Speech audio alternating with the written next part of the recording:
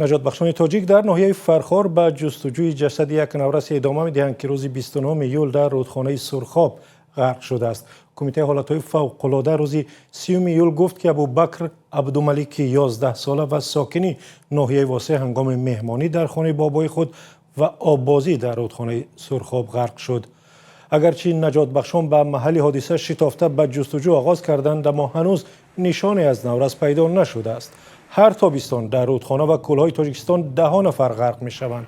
بنا به آمار رسمی در نیم سال گذشته در کشور 83 نفر غرق شدند و از این میان 24 نفر آنها کودکان و نورسانی از 4 تا 16 ساله بودند. کمیته حالتهای فوق‌العاده میگوید سبب این فاجعه ها بی احتیاطی هنگام آببازی و شنا و بی‌اعتنایی به هشدارهای پیوسته درباره رعایت قاعده‌های شناوری و محل‌های خطرناک برای آببازی در تاجیکستان است.